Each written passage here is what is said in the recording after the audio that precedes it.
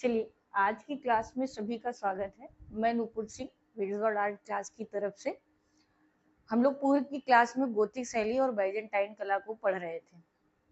हालांकि क्लास इससे पहले भी हुई थी, लेकिन क्वालिटी ठीक ना होने की वजह से वीडियो आप तक पहुंच नहीं पाया।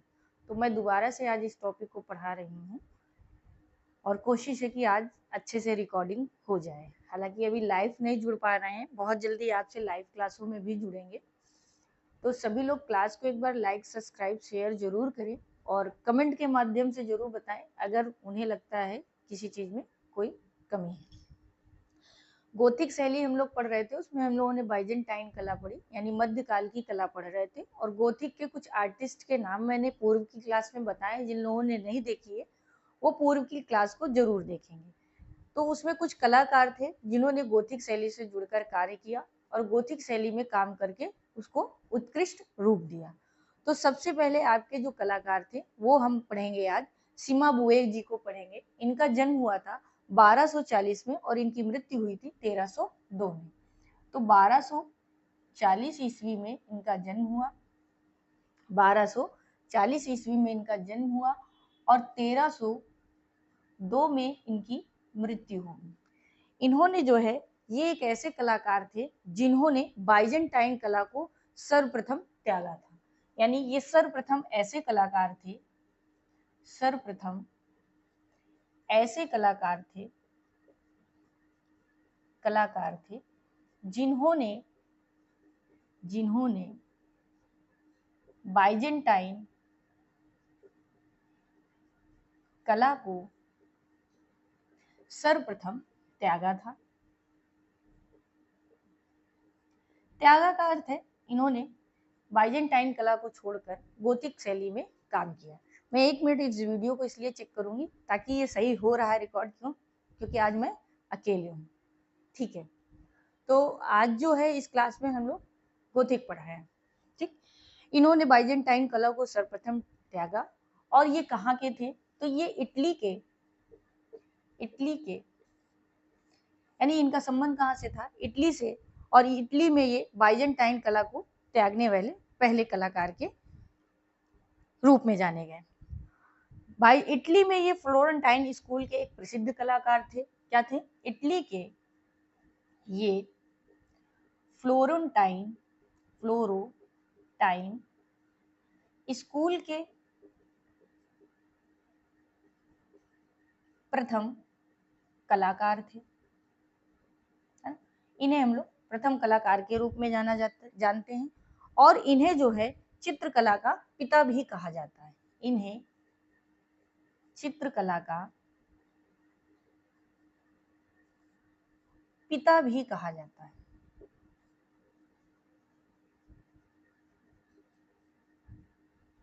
ठीक है, यानी हम इन्हें इस जगत में कला की क्षेत्र में चित्रकला का पिता भी मानते हैं। ये ज्योतो के गुरु थे। किसके गुरु थे? ये ज्योतो के गुरु थे। अर्थात आपसे क्वेश्चन देखिए पूछता है कि सिमाबुए के शिष्यों में किसका संबंध रहा। नेट के बच्चों से भी पूछ लेता है और सिलेबस अब हार्ड ही होता जा रहा है, तो उस दृष्टि से हम लोग पढ़ेंगे। तो पूछता है कि सिमाबुए के शिष्य कौन थे? जुत्तो थे। या आपसे उल्टा क्वेश्चन पूछ सकता है कि जुत्तो के गुरु कौन थे? तो सिमाबुए थे। ठीक है, इसके बाद ये इन्होंने जो है जो चित्रकारी के प्रति कार्य किया उसकी बात करेंगे, है ना। चित्र तो इनका एकमात्र प्रमाणिक जो कृति है, इनकी जो प्रमाणिक कृति है, ठीक, एकमात्र प्रमाणिक कृति जिसे हम लोग ज्यादा मानते हैं या ज्यादा समझ मिलती है हमें, तो पीसा के उपासना गृह में अंकित है। कहाँ? पीसा के उपासना गृह में अंकित है। यानी कहाँ बनाया है? तो ये पीसा के उपासना गृह में बनाया है। क्या है? तो सेंट जॉन का एक विशाल मणिकुट्टम चित्र है। किसका? सेंट जॉन का विशाल मणिकुट्टम ठीक है, किसमें बनाया है? मणिकुट्टम में बनाया है। तो विशाल मणिकुट्टम चित्र है। कब बनाया था इन्होंने? तो 1302 में यह चित्र बनाया था। ठीक है, ये बहुत प्रसिद्ध है। 1302 में इसे इन्होंने पूर्ण कर लिया था। आपसे पूछ सकता है पीसा के उपासना गृह में अंकित सेंट जॉन का विशाल मणिकुट्टम चित्र किसने बनाया? ठीक है, यह ऐसे पूछ सकता है सेंट जॉन का विशाल मणिकुट्टम चित्र कहाँ स्थित या कहाँ बना हुआ है? तो पीसा के उपासना गृह में बना हुआ है। इनकी एक मुख्य कृति और है, उसके बारे में हम चर्चा करेंगे। थोड़ी जगह की जरूरत है, तो आप लोग साथ साथ लिख लिया करिए। और आज अकेले हैं और अकेले ही इस क्लास को हमें बनाना पड़ रहा है। ठीक है, तो अब है इनकी प्रमुख कृति जो एक और है उसकी बात करेंगे। क्या बनाया है इन्होंने? तो इनकी प्रमुख कृति है माएस्टा। किस नाम से बनाया था इन्होंने? माएस्टा नाम से बनाया था। ठीक है, माएस्टा नाम से इन्होंने इसको बनाया। और जिसमें इन्होंने क्या दिखाया है? तो इसमें इन्होंने वर्जिन मेरी और शिशु यीशु को वर्जिन है ना, वर्जिन मैरी और यीशु को, ठीक है, यीशु को दिखाया है। और शिशु यीशु लिख लीजिए, पूरा लिख लीजिए, कभी कभी आ जाता है। शिशु यीशु को दिखाया है। किसमें दिखाया है? तो इन्होंने शिशु यीशु को सिंहासन पर दिखाया है, सिंहासन पर दिखाया है। ठीक है, और साथ में स्वर्गदूत को भी। किसको? साथ में स्वर्गदूत को भी। ठीक है, तो ये इनकी प्रमुख थी। वर्जिन मैरी और शिशु यीशु को सिंहासन पर किसने दिखाया है? तो सीमा बुए ने दिखाया है। अब हम इनके नेक्स्ट एक तरीके के शिष्य और नेक्स्ट कलाकार को पढ़ेंगे, जुत्तो को। आज की क्लास में जितने भी मैंने पूर्व में बताए हैं इस शैली से जुड़े हुए कलाकारों को, तो उसको आज इसी एक क्लास में समाप्त करेंगे। थोड़ा सा व्यस्तता है, एग्जाम बच्चों के चल रहे हैं, मैंने पूर्व में बताया है, तो कभी कभी हमारा शेड्यूल बिगड़ रहा है, तो इसके लिए क्षमा चाहेंगे। कोशिश है कि हम रेगुलर आपकी क्लास लें। इसके बाद है जुत्तो को पढ़ेंगे। ठीक है, इसके बाद हम लोग किसको पढ़ेंगे? जुत्तो को पढ़ेंगे।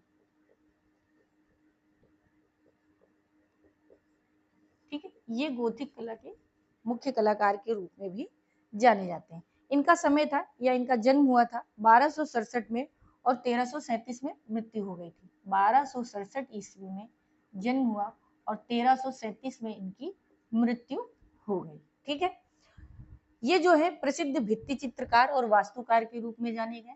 प्रसिद्ध चित्रकार, वास्तुकार, चित्रकार, वास्तुकार और भित्ति चित्रकार के रूप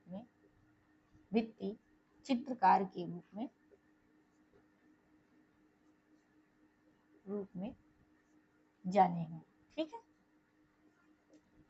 तो ये प्रसिद्ध चित्रकार, वास्तुकार, भित्ति चित्रकार के रूप में जाने गए। इन्होंने भित्ति चित्रकारी बहुत अच्छी और बहुत उत्कृष्ट की है। ठीक है, ये फ्लोरेंस के महान कलाकारों में प्रथम कलाकार थे। ये फ्लोरेंस के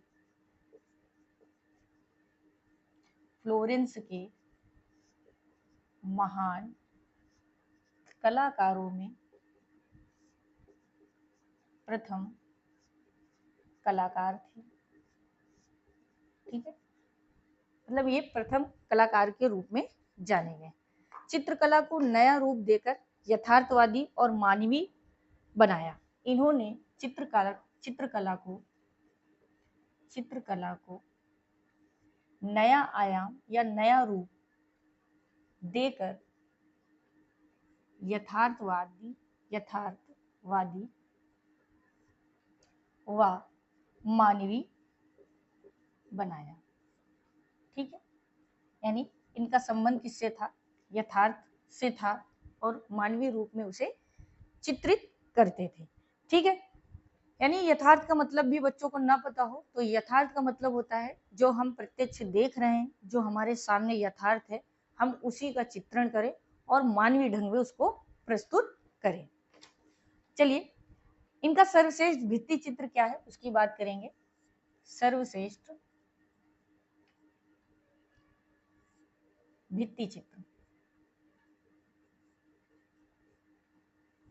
चलिए इनका सर्वश्रेष्ठ भित्ति चित्र क्या है उसकी बात हम करते हैं। तो इनका सर्वश्रेष्ठ भित्ति चित्र है जो कहाँ बना हुआ है, पदुआ के एरेना चैपल भित्ति चित्र में अंकित है। कहाँ? पादुआ के एरीना चैपल, ठीक है, एरीना चैपल की भित्ति में अंकित है, की भित्ति में अंकित है, ठीक है। कहाँ अंकित है? तो पादुआ का एरीना, ठीक है, चैपल की भित्ति छत है, भित्ति यानी भित्ति में दीवारों में, वहां पे ये अंकित है। इस भित्ति में इन्होंने बनाया क्या है, तो कुमारी का जीवन तथा ईशा के जीवन से संबंधित दृश्य बनाए। कुमारी का जीवन, कुमारी का जीवन और ईशा के जीवन को चित्रित किया है, ठीक है। अर्थात आपसे पूछे इनका सबसे श्रेष्ठ क्या है, तो कुमारी का जीवन का संबंध चित्र किससे है, तो जित्तों से है। ईशा के जीवन पे आधारित भी कार्य इन्होंने किए हैं। ये इनका सर्वश्रेष्ठ भित्ति चित्र के रूप में जाना जाता है।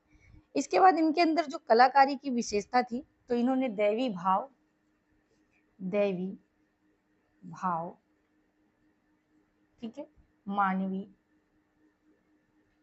भाव, ठीक है, मानवीय भाव और शांत आकृतियों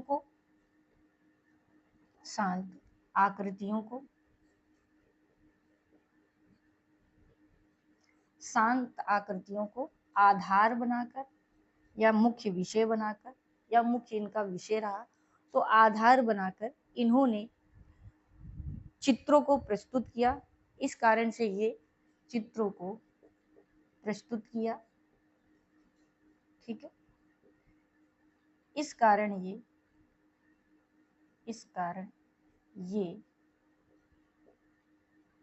गोथिक शैली के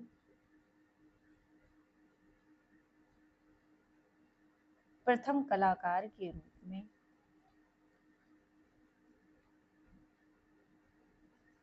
रूप में जाने गए, ठीक है। तो ये थी जित्तों के बारे में कि उनका ढंग कैसा था और कैसे ये आकृतियां बनाते थे। और इनकी इसी भावना के कारण इन्होंने जो है क्या किया, पुनर्जागरण काल की चित्रकला को जन्म दिया। क्या किया?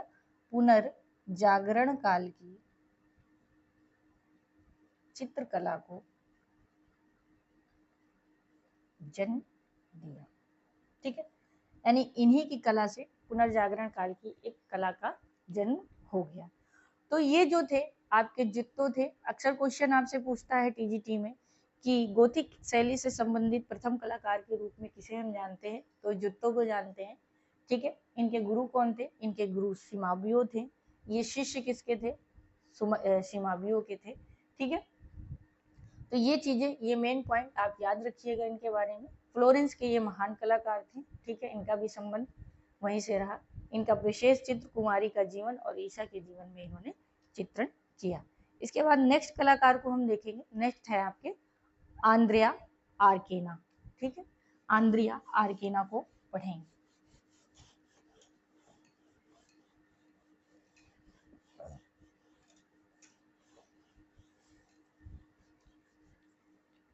आंद्रिया आर्केना,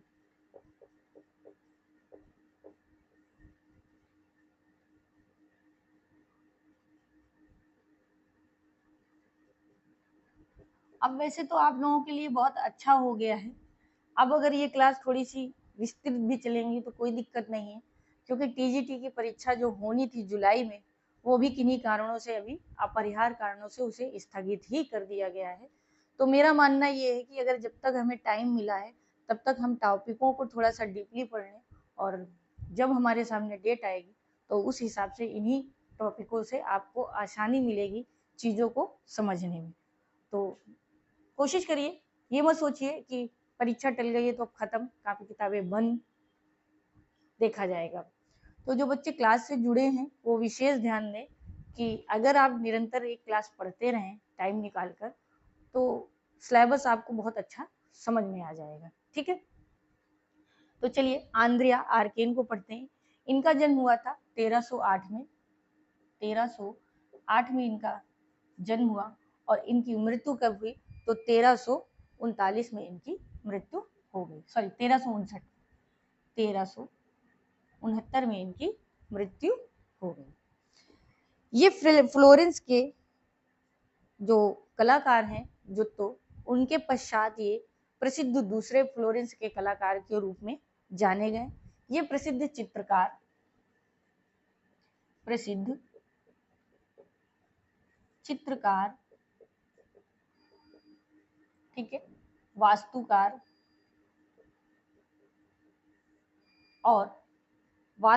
और मूर्तिकार के रूप में जाने गए।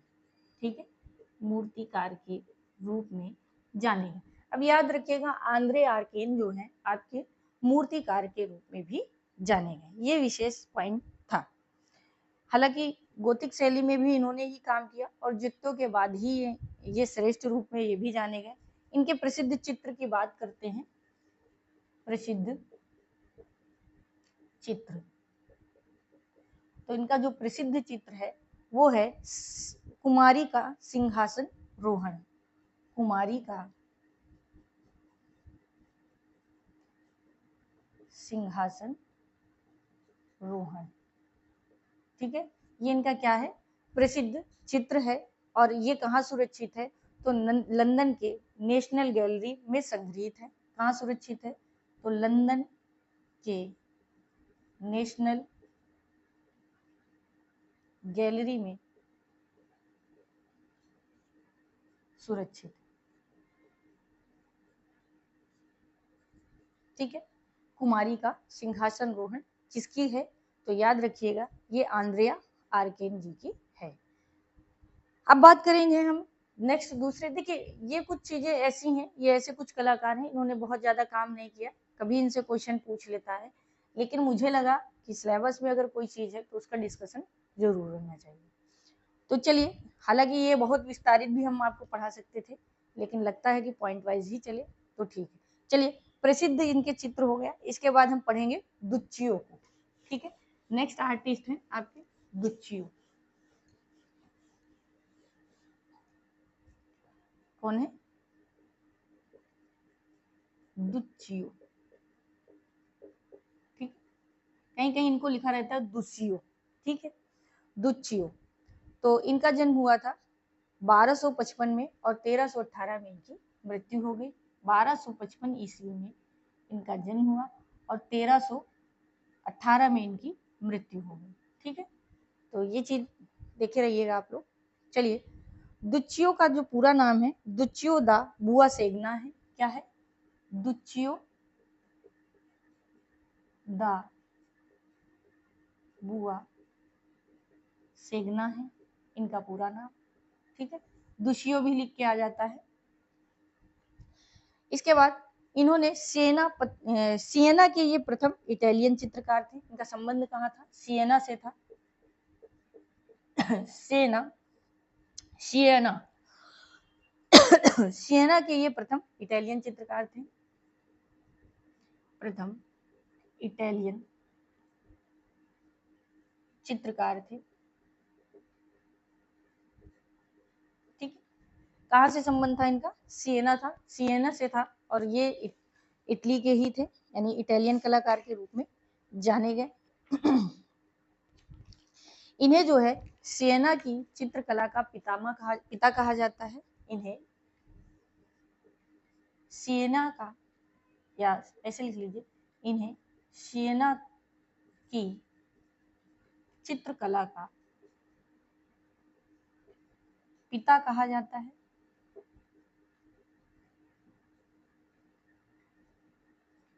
ठीक है, सिएना की चित्रकला का पिता कहा जाता है। इन्होंने फ्लोरेंस के माता मारिया नोवेल्ला के चर्च में, अब इनके काम की बात करेंगे तो इन्होंने ठीक है, इन्होंने फ्लोरेंस के सांता मारिया नोवेल्ला में, फ्लोरेंस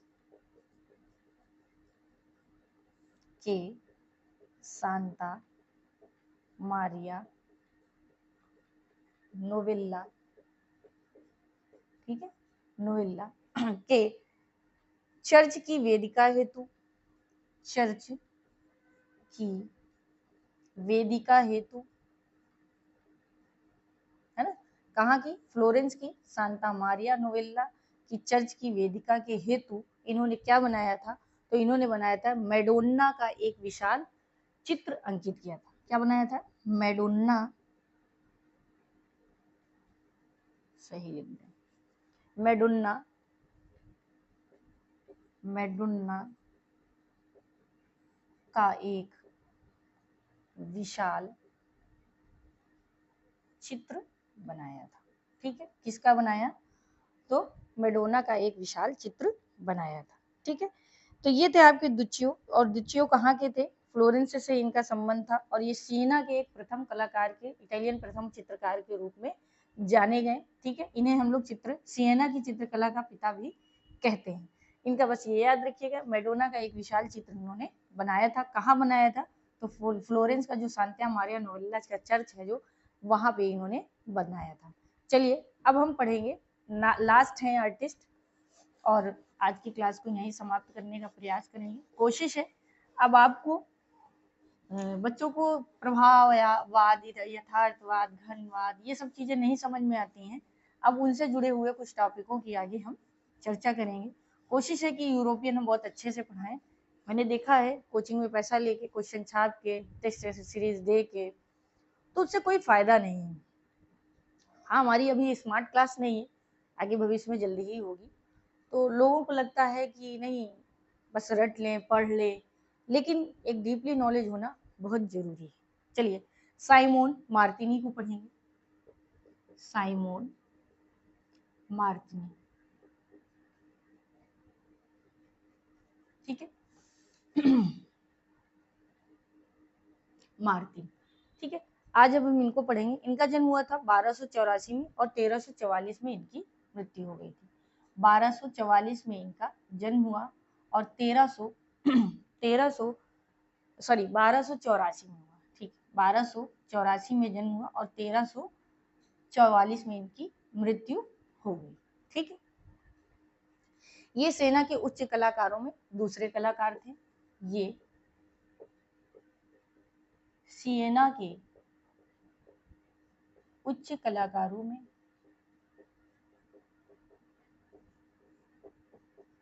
दूसरे कलाकार थे। ठीक है, यानी हम दूसरे कलाकार के रूप में जानते हैं।